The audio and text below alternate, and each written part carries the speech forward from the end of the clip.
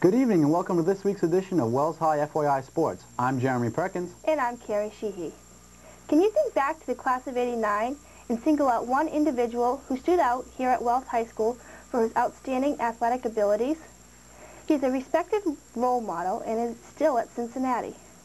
Nate Dingle, a graduate of the class of '89, has earned honors again by being voted Co-Rookie of the Year for the Bearcat team. The former Campbell Conference winner completed 55 tackles and was a consistent outside linebacker. Dingle is one of Cincinnati's top defensive players. He has 3 years of eligibility left and has a bright future for the Bearcats. Jeremy? Thanks, Carrie. In the future, you might see the Wells Warriors playing football against the Old Orchard Beach Seagulls. That is, if the new classification system goes through. The system, the brainchild of Wells High Athletic Director Martin Ryan and Kennebunk Director Nils Nelson, will rearrange the football classes so teams will play other teams that are in the same geographical region. That would mean that Wells might play teams formerly in the Southern York County Conference, like Trape and Old Orchard Beach. They decide who will play in the championship by using the heel point system. Right now, the proposal is being reviewed by all schools with potential football programs. After meeting to discuss the system, the athletic directors will meet December 12th to make a recommendation to the football committee. Carrie? As most Wells and Kennebunk fans know, Sunday, November 18th, marked the second annual Wells-Kennebunk alumni game. Both teams had played quite well, though Kennebunk came out on top. FYI correspondent Lisa Breton had a chance to talk to Wells coach Marty Ryan about the game. Mr. Ryan, how and when did you begin planning for the big game? Well, plans began in the summertime. Actually, our first meeting was in August, and we met on a regular basis probably for about once a month. And as we get closer to game time, we met more regularly and tried to draw on resources from the Kennebunk Alumni Association and their experience last year, and the Main Dream Factory and the folks from Wells.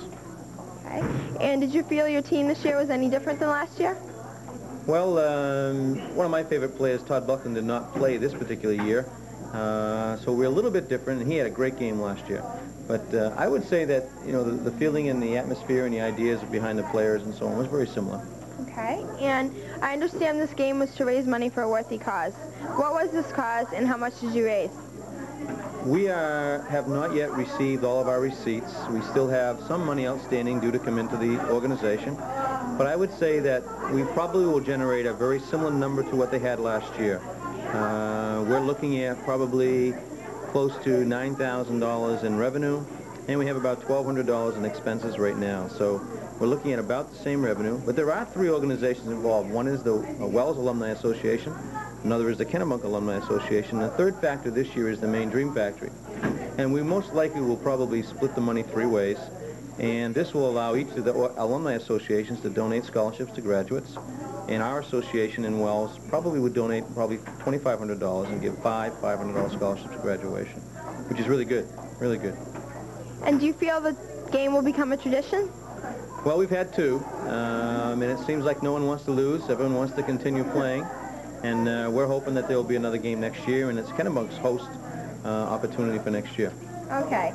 Well, good luck next year. Thank you. This has been Lisa Breton reporting for Wells High FYI. Now back to the studio. Dreams can come true, especially if the Old Orchard Beach Seagulls football team. On November 3rd, the OOB Seagulls lost to Madison in the Class C semifinal game 15-14. It was a crushing blow to the Seagulls, who had played a perfect 8-0 season up to that point. The team had put all equipment away and found something else to do after school instead of practice. However, on Wednesday, November 7th, it was announced that a Madison player was found ineligible. Therefore, Madison had to forfeit the game. This allowed Old Orchard Beach to play in the Class C state championship against Livermore Falls. The second chance turned out to be exactly what Old Orchard Beach needed, when the Old Orchard Beach Seagulls defeated the Livermore Falls Andes 24-7 to become the Class C football champions. Carrie? The swish of basketball and a roaring crowd can only mean one thing. The Warriors basketball team's back in action. The varsity boys held 3 preseason scrimmages during the past 2 weeks. They started with a 127-109 victory over Trape Academy, a powerful Class C team. They then went to play Class A Thornton, whom they also defeated 117-90. With an excellent start, the season seemed to look very impressive for the varsity boys. Jeremy? Thanks, Carrie. The Warriors varsity basketball team lost a disappointing season opener to Gray New Gloucester. Wells kept the score close in the first half, cutting the lead to 25-24 at halftime. Gray came out fired up in the third quarter, however, and built a 32-24 lead just 30 seconds into that third quarter. The Warriors remained relatively close, pulling within 6 with 5:09 left. But Gray regained a 10-point lead, and the Warriors never got any closer than 10. The final score was 65-56. Wells was led by Jason Bedell with 19 points and Mike Stapleton with 14 points. Carrie? The varsity girls basketball team began their season last Friday at home against Gray New Gloucester. FYI correspondent Lisa Breton had a chance to talk to senior players Alicia Toohey and Debbie Alexander about the game. Alicia and Debbie, which position do each of you play? I play a forward. And I play a guard. I understand you played Gray New Gloucester on Friday. This is your first game. How did you feel about the game, and what was the score? It was 49-30, and we got off to a slow start, but everything clicked after a while, and it was successful from there. Who are the high scorers from Wells? Our high scorers were Carrie Sheehy with 17 points and Alicia Toohey with 13. What teams do you feel will give you the most competition this season? We think that the strong ones will be Kennybunk, Marshwood, and York. Okay. When's your next game, and where do you play? Our next game is Saturday night at Kennybunk. Thank you very much, and good luck on your season. This has been Lisa Breton for Wells High FYI. Now back to the studio.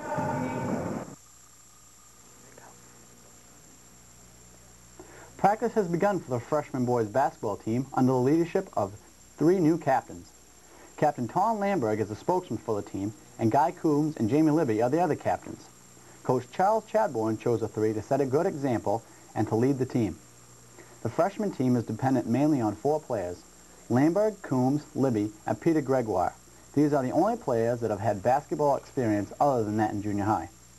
The team's other weaknesses is a lack of height. They are a quick team, however, and should be able to run the ball well. Tri-captain Tom Lamberg predicted a good season, hoping to finish over 500. Carrie? Things sort of started off on the wrong foot for the Warriors wrestling team as they lost their first meet.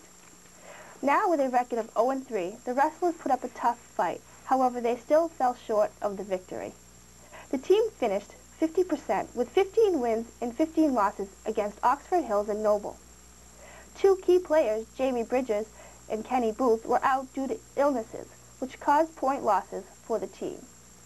Troy Watson twined in an outstanding performance, being one of the only wrestlers to win 2 matches